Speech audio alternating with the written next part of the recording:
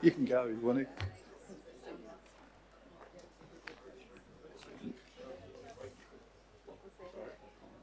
Henderson that you'd go there. Yes, split it here, because there's not a lot being decided. All the transition and stuff. I just want to make sure they don't fuck up and do stuff. Don't fucking do this. These guys are hiring a multidisciplinary design consortium. No, we don't need to be hiring anybody. No. Okay. Thank you, ladies and gentlemen and councillors, for that. The next thing here is, I might notice it's actually an armistice day today.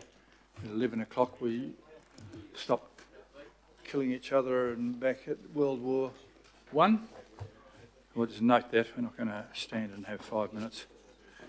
The next thing is item 5.1, where Katie and Meredith are going to come along and tell us about all the dozens of rules which they've generously passed in Wellington to make us behave well.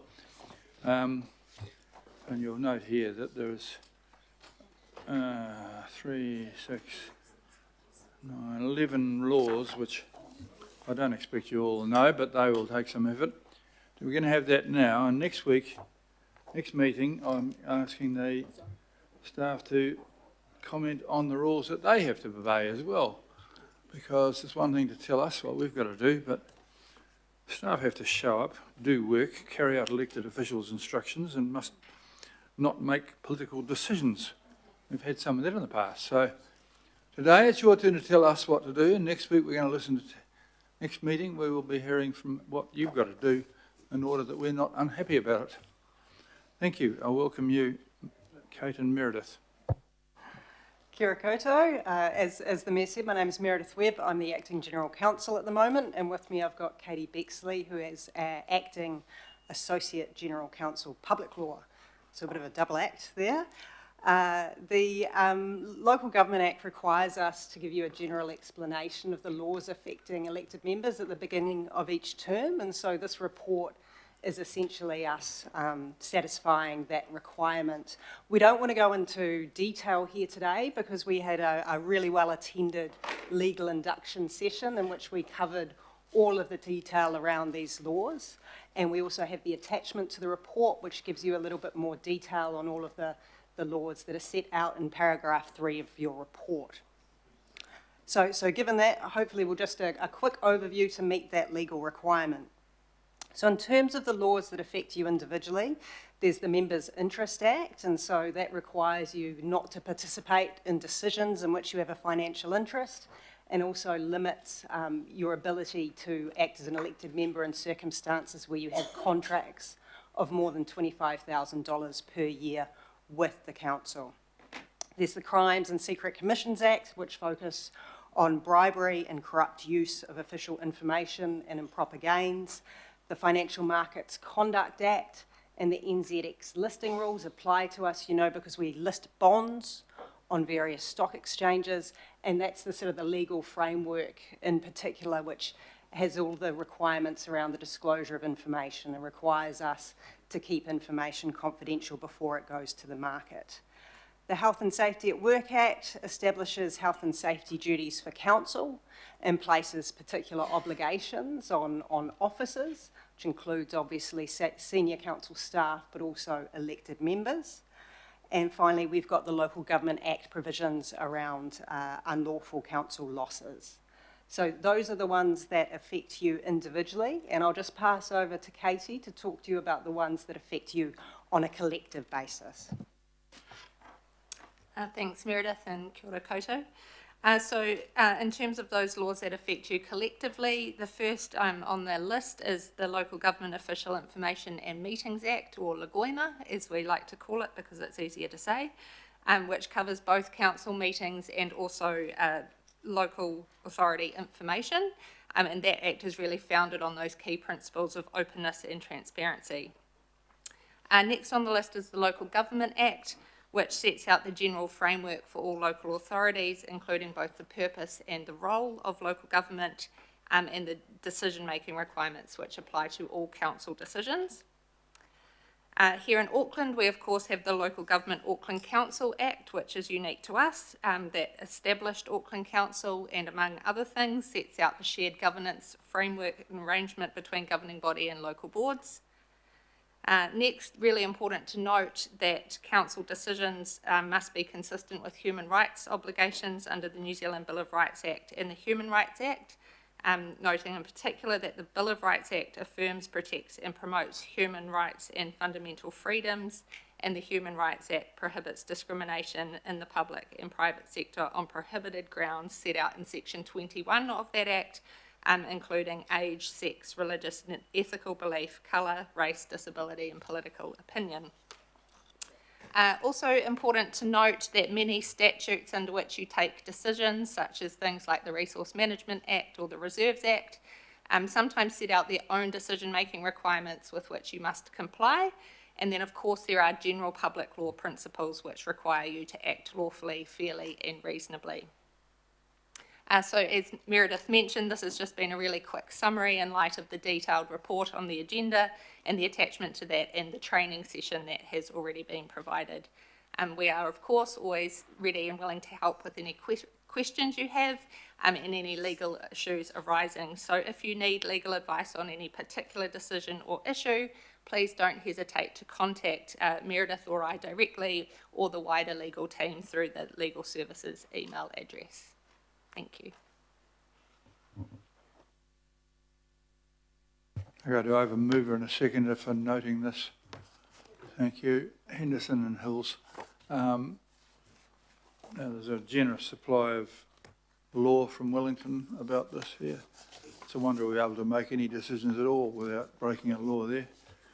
And as a result of me being in bed for days with really I read everything and I discovered that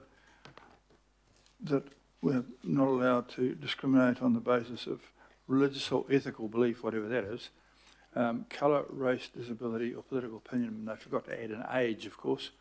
I say that to say anti-discriminating against an aged person, which I share with Mike Lee. We will make sure that that doesn't happen.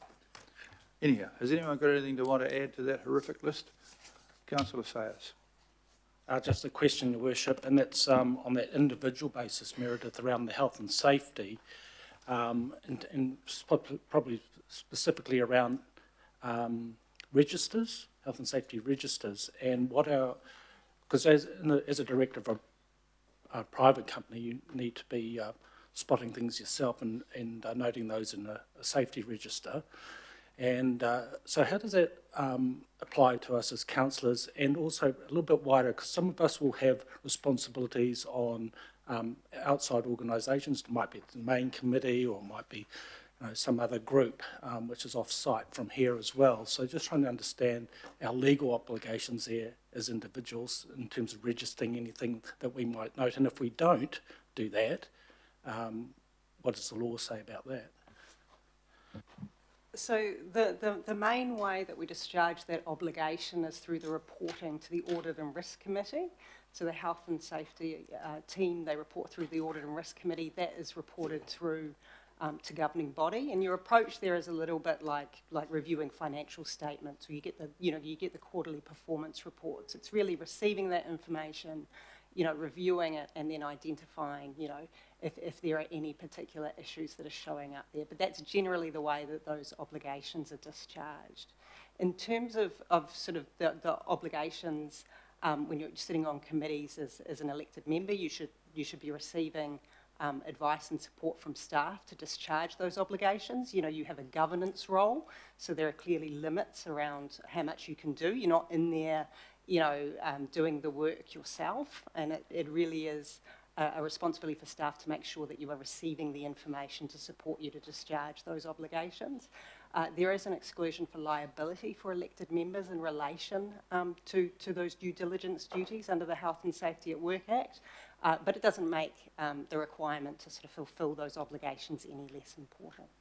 Yeah. If I may, Meredith, also asking, again, in the private sector, a director is frequently asked to walk around a workplace and identify hazards. Do we have to do that? Do we have to do that around the council facilities, or again, if we're on outside organisations visiting somewhere, or responsible for a certain piece of land or facilities have to be identifying hazards and registering those? And if we do, where do you register those? Look, the health and safety team, we obviously we have done SAFE, so we have quite a large framework around this area of compliance for council, and you know, we've got specialist staff who are identifying what needs to be provided to elected members and what doesn't, and where a view is taken that more information needs to go, then staff will provide that to you. But generally, you can rely on our specialist health and safety staff to be providing you with the information that you need and to be identifying where there are further obligations for you. Okay, just so I'm quite clear, so I don't have to personally walk around, identify hazards and register them, is it? No, we have a process for that. You have to be satisfied that the council itself is undertaking that, and through that reporting, you'll be hearing what council is doing in that space. But no, you don't personally need to go and review each of the hazards. Right, thank you. We, Councillor, we might provide some further clarification around this. I just make the point that your responsibilities as elected members are not exactly the same as in a private company capacity as a director. There are some quite material differences, including your being indemnified through the legislation. But I think we'll take it offline and clarify for you how you exercise those due diligence responsibilities, just to note that they're a bit different. There have been recently something from the government about an allowance for CCTV and bits and pieces where people have been threatened. I had some nasty threats from the Speedway group, and I may well take up that option. So, is there any further questions about that? Okay, well, you can step back. Thank you for that. And if there's no discussion on that, I'll just put the motion that we receive that. Oh, Councillor Philippinum. Tēnā koe hea mana, Chair, and tēnā koutou katoa.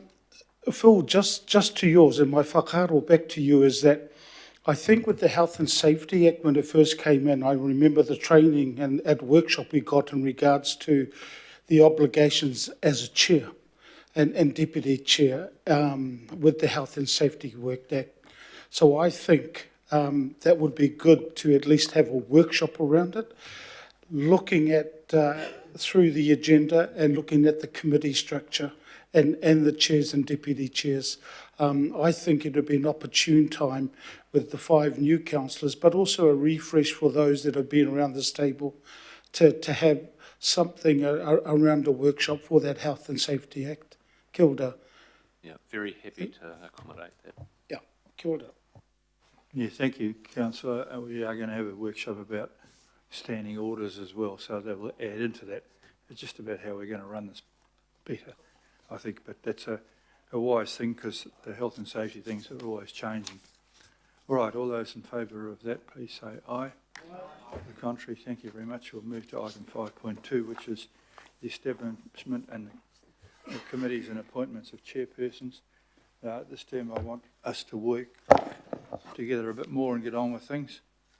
We'll go into more detail about the terms of reference and the membership of the committees in the next item, but thank you to everyone for your input. We've carefully considered workloads and timings to make sure things are manageable for everybody without every councillor being on every single committee. There are 3 committees of the whole, plus 6 committees with a smaller membership, and various other forums, authorities, trusts and entities. I've also proposed that Councillors Henderson and Williamson be Council Directors of Auckland Transport. Excuse me. These were discussed with councillors over the last couple of weeks as well as on Wednesday last week, for those of you who are well enough to attend. Let's move with these things for now and then line things up properly if people want changes. By the way, all councillors can attend any committees that they want to. I'll move this and the Deputy Mayor will second this. That it's out there for you all to go through. I've also added in here a note to request that Auckland Transport reschedule their board meetings to Thursdays to enable Councillor Henderson and Williamson to attend. We have shifted the governing body from Thursday to the Tuesday. It's the following one because there was a bit of pressure on getting through the agendas, and now you'll have the weekend to get through the agendas. And sometimes they're quite big, and I'm not always going to have 12 days in bed sick to read them. But I do annoy everybody by reading them, I've got to tell you that. So is there any further discussion about this? There's quite a big lot there, and you've seen the little book where you've all ended up. And it's very hard to please everybody, but I think we've got reasonably close to it. If there's anything that you're particularly unhappy about and wanted to be on another committee or drop off one, see me afterwards. I think it would be the best way to deal with that. We will be having a bit more of a debate about what goes on in the actual details of those committees. We have attempted to update that from where it was in the past as well. So, anybody want to raise any issues and discussion about where we've got to? Ken? Councillor Sorry, Turner, Mr. by the way. I'm having struggling here. I've lost Resolve. I can't raise it on my phone. I can't even get up the public view to it. So I had notes on stuff that I put there.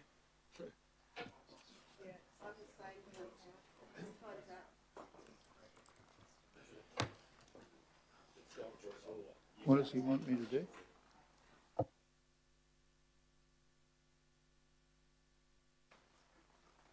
Your Worship, we're using this new system, and if you don't touch it in a while, it just logs you off, and it takes forever to come back. So I think a number of us are sharing Councillor Turner's frustration.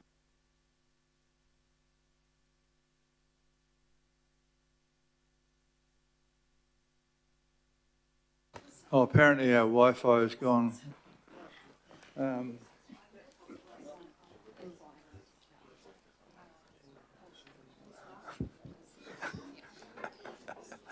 The nearer the digital age comes, the further away it gets. Where are your questions there, Councillor Turner? Can you? By memory, Mr. Mayor, so this is the full list of committees, correct? And the terms of reference which were in there.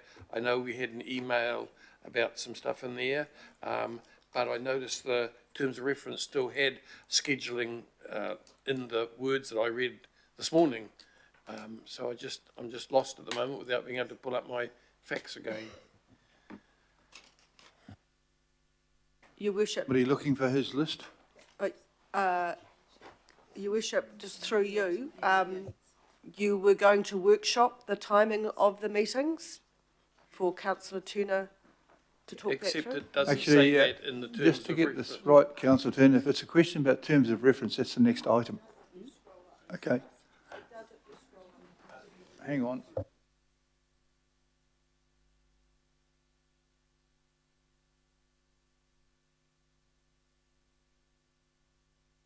The next item is the terms of reference, so I'll just hold that for then and hopefully find your questions for you. I've got Councillor Lee and Councillor Newman. Thank you, Mr. Mayor, and congratulations to yourself and colleagues, and also my congratulations and thanks to the new members for their maiden speeches. Obviously, putting personalities and responsibilities together is obviously demanding, and one doesn't like to be critical. However, and thank you for the appointment to the chair of the Auckland Domain Committee. The Auckland Domain is a very important park in the Auckland region. It's 75 hectares. The Auckland Regional Parks Network does not have a committee, and that's 45,000 hectares. Regional parks are a unique Auckland invention going back to the early 1960s. They are extremely popular. Our regional parks cover 45,000 hectares. That is 3.3 times bigger than the Auckland Isthmus. And there's some shots of the Auckland, part of the Auckland Isthmus up there. And I think it's a concern. The Auckland Regional Parks Network is economically important, with 10,950 stock units. It's also important in terms of tourism and visitors, with 5 million visitors per year. In the Local Government Act, regional parks have their own sections, 139, 139A, and they're also referred to in 16.5A. So the concern is here when it comes to managing this enormous area of land, that we may be acting like Queen Street farmers. Farmer Brown and the Queen Street farmers. It's something I'd ask you, Mr. Mayor, to consider, that regional parks really do need to be democratically administered. They are that important, and I will leave things on that note. Thank you very much. Okay, thank you for that. Have you got a question, Councillor Newman? Well, it's not a question, it's just a quick comment, actually. Okay, off you go. What resolve's gone for me, but just to make the point, and I have had a conversation with Chair David Taipuri just to clarify, as I understand it, the appointment of the Haukura Chair as the Deputy Chair of the Appointments and Performance Review Committee is pending consultation with Haukura, because obviously they'll need to get through their discussions shortly. I know he will appreciate your appointing him, but he will just need to confirm that matter once he's been able to get through his committee discussions as well at Haukura. I hope that goes well. It was actually my appointment, but we'll see how they go. But thanks for raising that point. It's been moved and seconded, so all those in favour, please say aye. To the contrary, carried. Thank you very much. Just in order to restore the technology, we'll have a 5-minute break here, and then we'll resume with the 5.3, which is in fact the terms of reference of the committees, and there may be some discussion about those. Thank you very much.